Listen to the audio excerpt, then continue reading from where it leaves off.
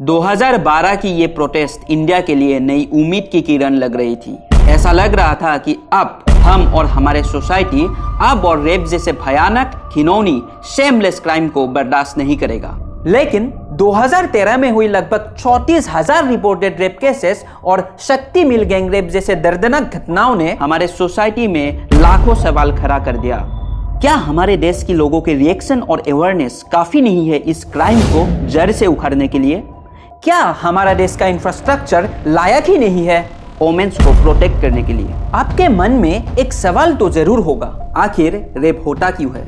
यही वो सवाल है जिसमें इस क्राइम का सलूशन भी छुपा हुआ है और इस सवाल का जवाब ढूंढना पड़ेगा आपको, हमको और भारत के हर एक जिम्मेदार नागरिक को। क्योंकि इस टाइम हमारे देश का हालत ऐसा है कि हर 16 मिनट में इंडिया के कहीं ना कहीं किसी ना किसी महिला की बलात्कार रिपोर्ट होता है। और इससे भी खतरनाक चीज ये है, इंडिया में only 1% of crime against women is reported.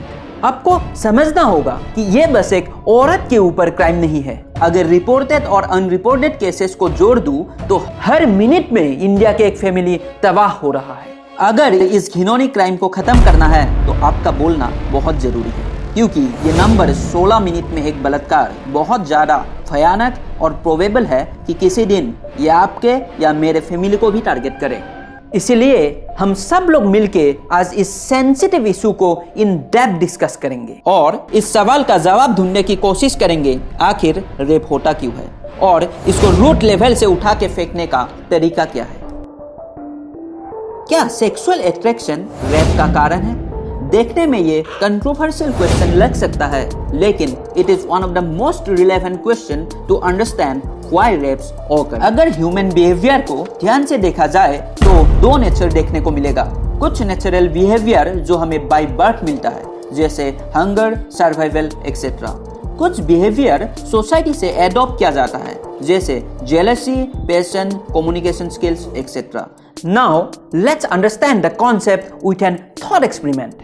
मान लीजिए दुनिया के हर लोगों में से हंगर टेंडेंसी चला गया, तो क्या होगा? तो लोगों को भूख ही नहीं लगेगा, चाहे वो मर जाए। इतना इंपॉर्टेंस है हंगर बिहेवियर का। लेकिन अगर कोई ओवर ईटिंग के वजह से बीमार पड़ जाए तो क्या हंगर बिहेवियर रेस्पॉन्सिबल होगा? नहीं, क्योंकि ये हंगर टेंडेंसी के कारण नहीं, लोभ के कारण हुआ है। लोभ जो कि एक सोसाइटी से एडॉप्ट किया हुआ पोर बिहेवियर है। ठीक वैसे ही attraction towards opposite sex should not be a reason for rape. Sexual attraction एक गॉड गिफ्टेड नेचुरल बिहेवियर है जो रिप्रोडक्शन का प्राइमरी आधार है, लेकिन रेप जैसे घिनौनी हरकत हवस जैसे खतरनाक बिहेवियर का रिजल्ट है जो हमारे सोसाइटी से ही एडॉप्ट किया जाता है। क्या हमारे देश का इंफ्रास्ट्रक्चर जैसे lack of women safety, lack of police general, slow justice system इस शेमलेस क्राइम का कारण है? इस क्वेश्चन का आंसर को देखने के लिए हमें यूएसए और ब्रिटेन जैसे कुछ अच्छे इंफ्रास्ट्रक्चर वाले देश को एनालाइज करना पड़ेगा। क्या इन देशों में रेप नहीं होता है जिसके बुनियादी ढांचा काफी अच्छा है? लेकिन इसका आंसर सुन के आपको हैरानी जरूर होगा, क्योंकि 2017-18 में इंग्लैंड एंड वेल्स में लगभग 54,000 रेप रिपोर्ट किए गए थे, जो पिछले साल के मुकाबले 10,000 ज्यादा थे। वैसा ही कुछ हाल है यूएसए का भी। 2018 की डेटा के हिसाब से यूनाइटेड स्टेट्स में the rate of forcible rape was 30.9 पर 100,000 पीपल। अगर सिर्फ रिपोर्टेड केसेस को देखा जाए तो यूएसए और यूके का हालत इंडिया से भी बदतर है। यानी ये स्टैटिस्टिक्स चिल्ला कर ये कहने की कोशिश कर रहा है बैड इंफ्रास्ट्रक्चर रेप जैसे क्राइम की एटलीस्ट रूट कॉज तो नहीं है। ये एक इम्पोर्टेंट फैक्टर जरूर हो सकता है, लेकिन रूट कॉज तो बिल्कुल भी नहीं। तो आखिर कारण क्या है रेप का? इसको समझने के लिए वो सब फैक्टर्स को ढूंढना पड़ेगा जो एक रेपिस्ट को मोटिवेट करता है रेप जैसे घिनौनी क्राइम को अंजाम देने में। अभी तक का डिस्कशन से एक चीज तो क्लियर है, रेप जैसे क्राइम हमारे सोसाइटी से एडॉप्ट किया हुआ कुछ पुअर बिहेवियर का नतीजा है। क्योंकि कोई भी चाइल्ड जन्म के साथ ही क्रिमिनल बन के नहीं आता है और कुछ गॉड गिफ्टेड बिहेवियर के अलावा उनके दिमाग ऑलमोस्ट खाली कागज जैसा होता है। इसका साफ साफ मतलब यही है कि हमारे सोसाइटी में कुछ ऐसा घटिया और बेहुदा रीति रिवाज, ट्रेडिशन या कल्चर होंगे जो किसी ना किसी को कॉन्शियसली या अनकॉन्शियसली मोटिवेट और उकसाता है बलात्कार जैसे अपराध को पूरा करने में।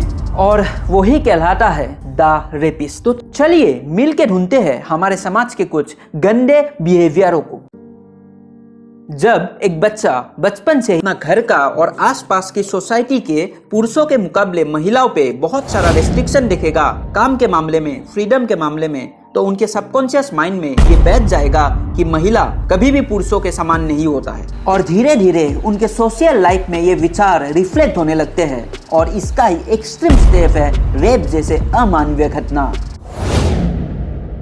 एक ऐसी सोसाइटी के बारे में इमेजिन कीजिए जिसमें अगर एक औरत को हर छोटा मोटा डिसीजंस के लिए अपने हस्बैंड से परमिशन लेने पड़े, सब्जी में थोड़ा नमक ज्यादा होने से अपने हस्बैंड से मार खाने पड़े, कैसा होगा ऐसा समाज? अनफॉर्चुनेटली इंडिया के कई जगहों पर यह नॉर्मल है और तो और इससे भी कई ज्यादा एक्सट्रीम स्टेप्स उठाए जाते हैं महिलाओं के ऊपर। ऐसा दुर्व्यवहार देख देख के कई लोगों को रेप जैसे भयानक अपराध भी जस्टिफाइड लगने लगते हैं।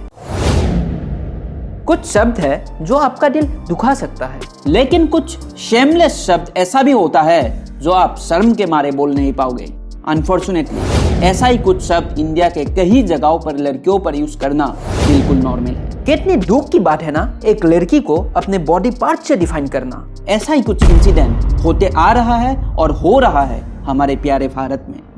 कुछ लोगों के ऐसे ही नजरिए धीरे धीरे अपने आप को प्रोवोक करते हैं रेप जैसे पैथेटिक इंसिडेंट को अंजाम देने में। उस लड़की के साथ ही रेप क्यों हुआ? जरूर उसके कैरेक्टर में ही कुछ कमी रहेगी। इतनी रात को लड़कियां निकलेगी तो रेप तो होना ही है ना। ऐसा ही कुछ रिएक्शंस है हमारे सोसाइटी के एक ह्यूज पॉपुलेशन का रेप विक्टिम्स के ऊपर और इसका ही फायदा उठाता है रेपिस्ट। कई बार तो विक्टिम बस एक प्रपोजल को ना बोलने के लिए रेप जैसे सर्वनाश क्राइम का बलि होना पड़ता है। रेपिस्ट अपना रिवेंज निकालने के लिए रेप को as a physical and social harassment weapon के हिसाब से यूज करते हैं। हमारे सोसाइटी में अभी भी ज्यादातर लोग ऐसे हैं कि सेक्सुअल एजुकेशन के बारे में डिस्कस करना तो दूर, सेक्स वर्ड को सुनना भी नहीं चाहते। जब तक हमारे समाज में सेक्सुअल अवेयरनेस के बारे में ओपनली डिस्कस नहीं किया जाएगा, तब तक हमारे देश के टीनेजर्स के क्यूरियस माइंड और इमोशन गलत डायरेक्शन में डाइवर्ट होता रहेगा। और इसका ही एक्सट्रीम स्टेप होगा रेप जैसे रोंगटे खड़े कर देने वाले क्राइम। हमारे देश की पब्लिक रिएक्शंस रेप जैसे इंसिडेंट के बाद कुछ दिनों तक ही रहता है और हमारे गवर्नमेंट रेप को खत्म करने से पहले अपना पॉलिटिकल इमेज बचाने में ज्यादा ध्यान देता है। यही कारण है हमारे देश में रेप जैसे इंसिडेंट कॉन्टिन्यूअस प्रोसेस बन चुका है जो कुछ इंटरवल के बाद बार बार रिपीट होता है। ये थे कुछ poor social behaviour that causes rape. अगर रेप को रूट लेवल से खत्म करना है तो ऐसे हर एक बेहुदा थॉट को उठा के फेंकना पड़ेगा हमारे सोसाइटी से। लेकिन बड़ा क्वेश्चन ये है कैसे खत्म किया जाए हर एक रीजन को that eventually be the primary reason of the rape culture of India. Quality education is the की।